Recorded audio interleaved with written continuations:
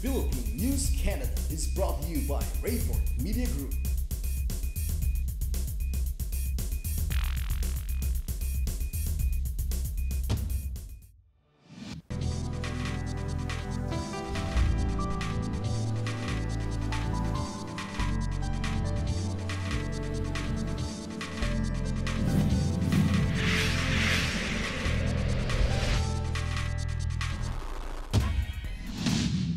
Mga kabayan, narito na ang pinalawak at pinalakas na coverage ng Philippine News Canada, Balitang Vancouver Nationwide. Mga pangunahing balitang nakalap ng aming news team para sa linggong ito. Eto na po, time na ng mga festivals. Ako po si Rosette Correa, dito sa Cherry Blossom Festival sa Vancouver, nagbabalita. At ito, ang Philippine News Canada, Balitang Vancouver.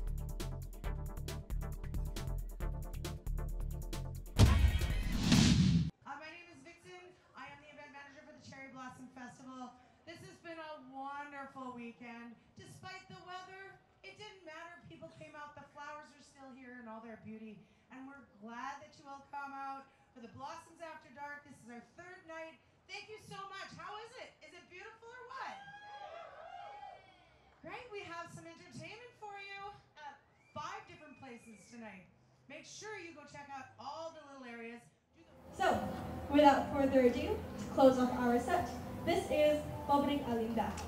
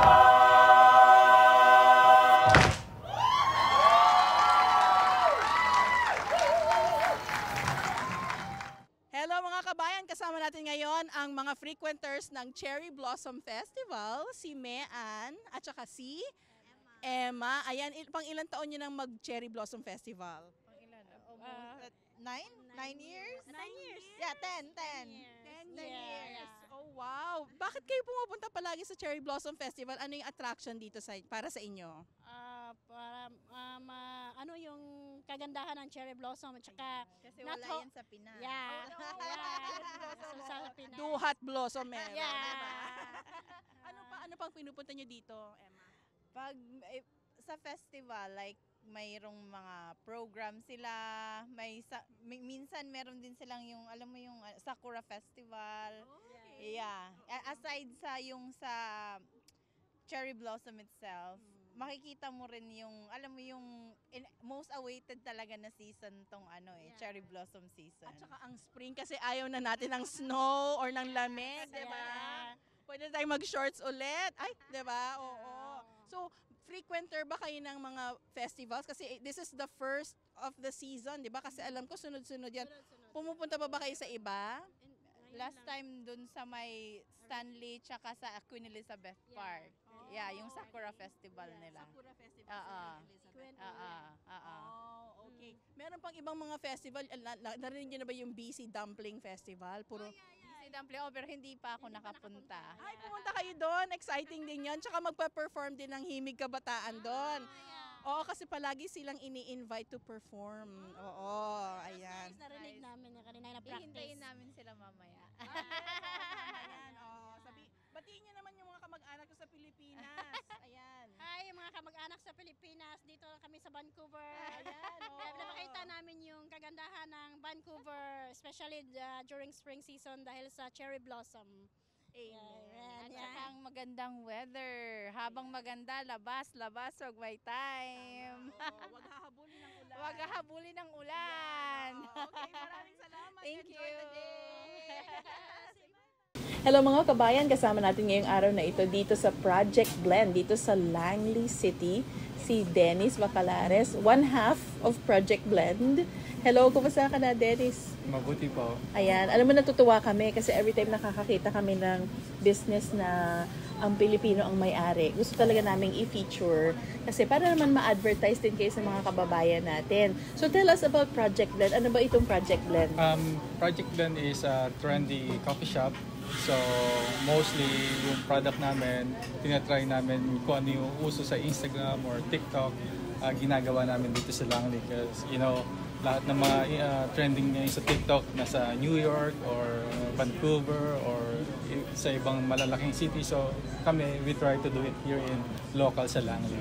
So, ano ba yung pag sinabi mong trending? Ano ba yung trending para ba sa certain population ba, like sa millennials or sa Gen Z or Gen X? Or, ano ba yung pag sinabi mong trending? Pag sinabing trending, yung nagva-viral sa TikTok. Kung ano yung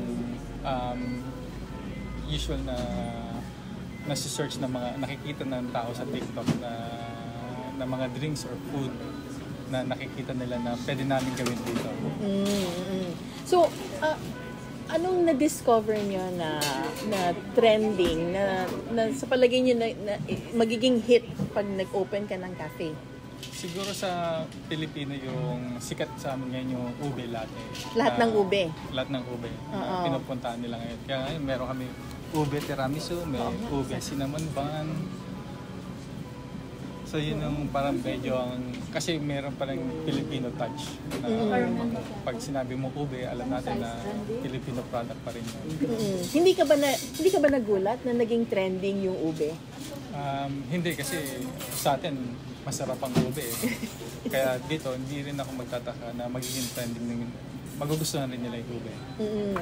So yung mga recipes ninyo, yung mga pastries nyo, yan, paano nyo siya, kumbaga, nai-invento o paano nyo siya naiisip?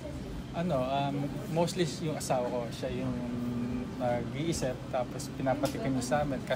Katulong ng kapatid niya si Rusty na nagde-develop ng mga product na. Si Rusty yung culinary ang background. Yung culinary nag-aaral dito sa Vancouver, sa VCC.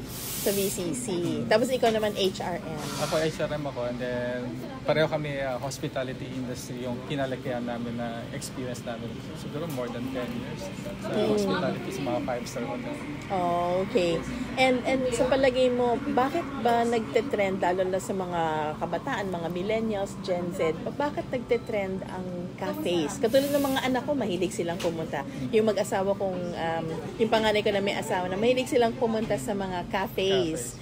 Ano sa palagay mo ang charm ng cafes kaya pinupuntahan ng mga kabataan? Siguro gusto nila yung atmosphere na chill vibe lang, and then plus yung mga dessert, mga pagkain na hindi usual na nakikita sa mga regular coffee shop. Katulad namin na inintroduce sa mga tao dito sa Langley.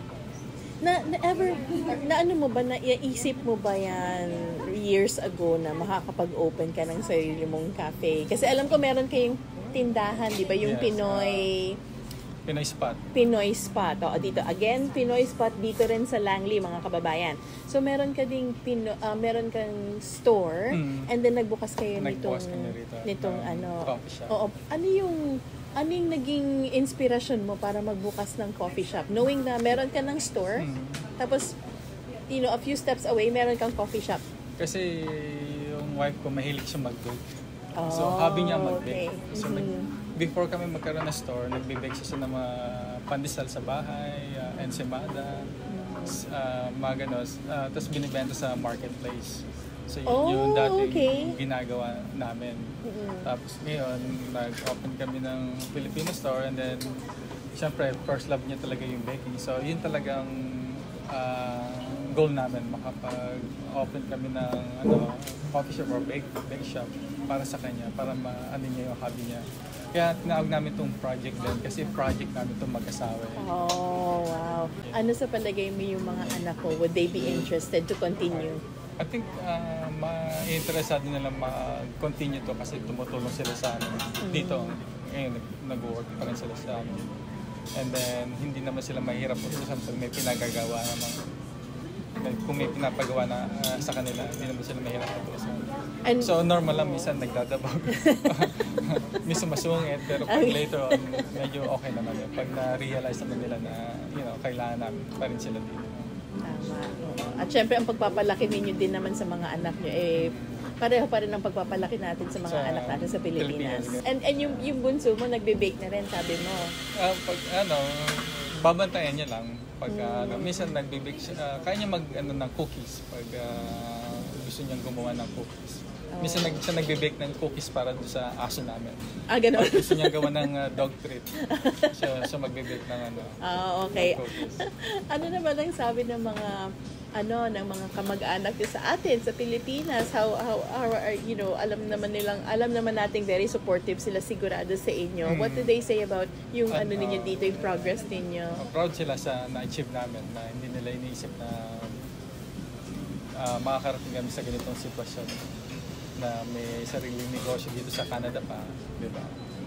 Instead sa Pilipinas. So, natutuwa, napaproud sila sa amin. And sa palagay mo naman, tuloy-tuloy na ito, ang negosyo talaga is something that you and Nora want to do for the rest of your life. Yeah, kasi it gives me yung more time for them.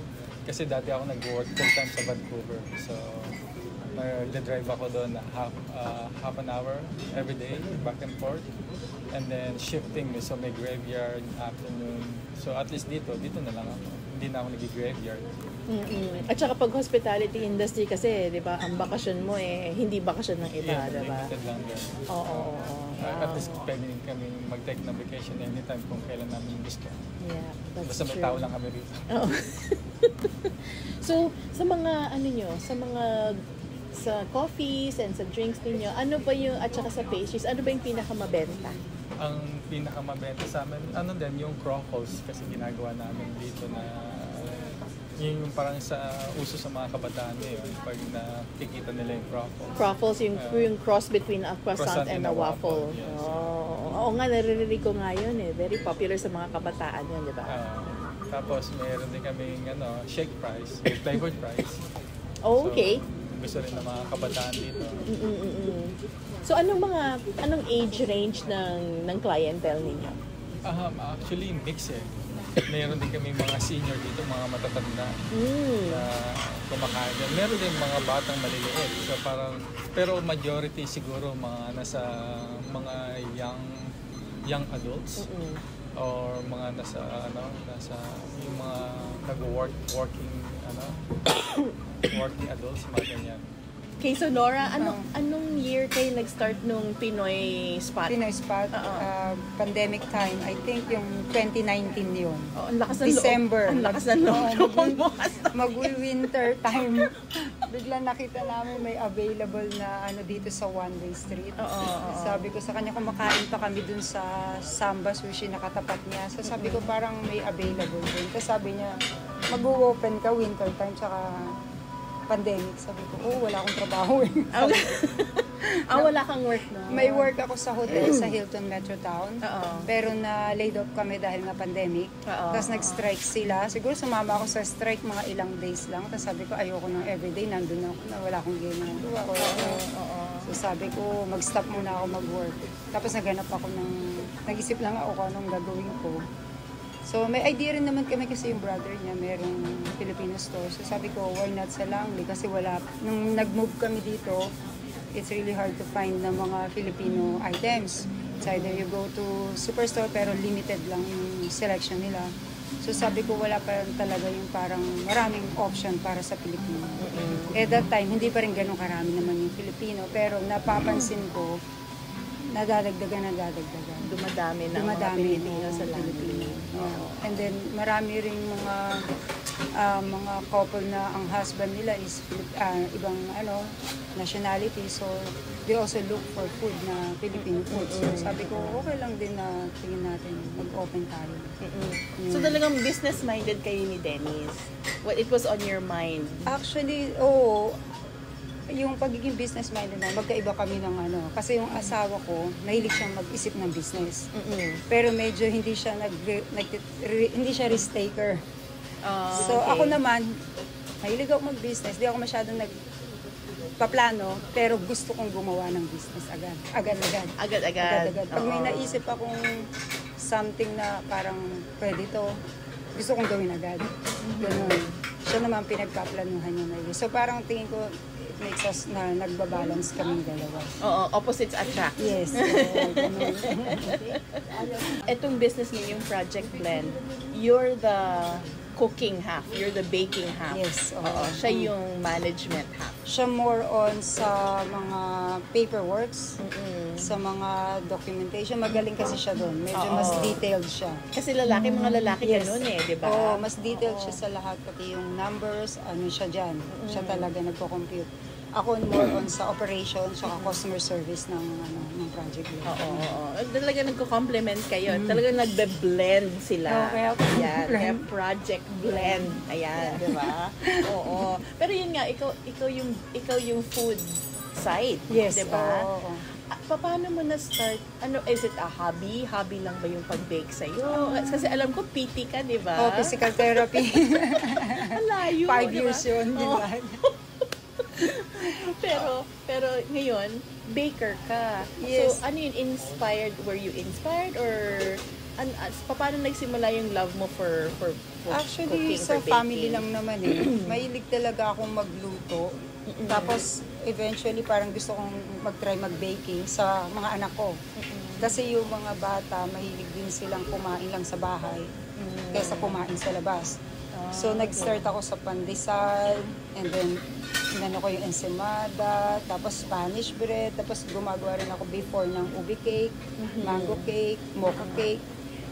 Nagbenta ako online sa Facebook Market. Unong wala pa kami Filipino store. So, yun yung parang sabi ko, gusto kong ginagawa. Kasi every time na nagbe-bake ako, parang yung mind ko clear. Parang, yun ang relaxation time mo. Yun. Parang doon lang ako nakafocus kung paano kong gagawin. Parang sabi ko, parang gusto ko yung ginagawa ko. So yun. So lahat ng mga products ninyo, bunga yan talaga ng inspirasyon mo. Yes.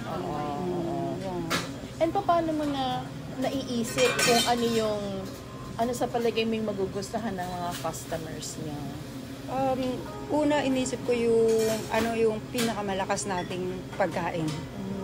Let's say, ube, coconut, yung mga basic talagang very straightforward na ingredients na kayang kainin ng lahat.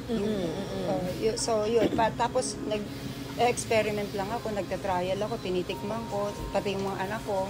Tapos parang pag binblend ko sila magkakasama, parang okay, sige, ito, lalabas ko. Like yung mga tiramisu namin, parang nag-start ako na, pati yung mga cinnamon, nilalagyan ko ng flavor. So, nagugustuhan naman ng mga tao.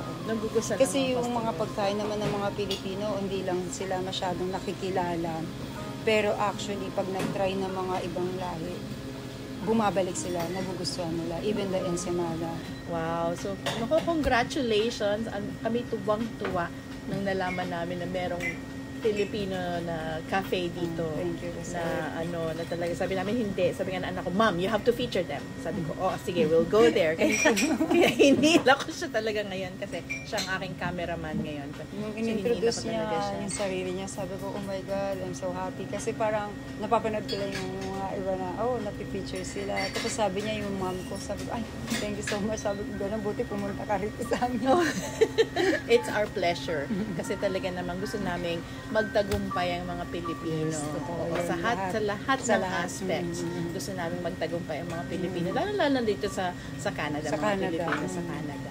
Maraming salamat, Thank you, Nora. Rosette. And so, thank you so much for sharing your life with us. Thank you. Ayan.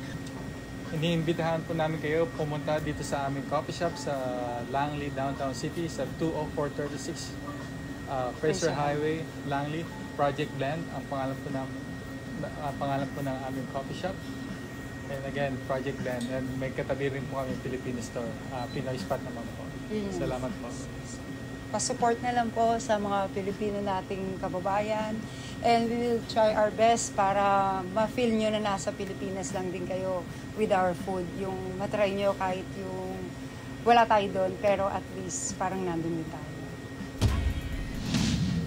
Nagpapasalamat po kami sa aming sponsor, ang 88 Supermarket na may 3 branches sa Killarney Market, sa Victoria Drive at sa Richmond. Maraming salamat po. At dito na magtatapos ang balita namin para sa linggong ito. Kung kayo may mga komento, mga issue o balitang nais niyong ibahagi sa aming programa, ang PNC ay bukas para sa inyong lahat. Mag-email lamang po sa balitangvancouver@gmail.com o tumawag sa 604-588-6397. Mula dito sa Cherry Blossom Festival in Vancouver, nagbabalita, ako po si Rosette Correa. At ito ang Philippine News Canada, Balitang Vancouver.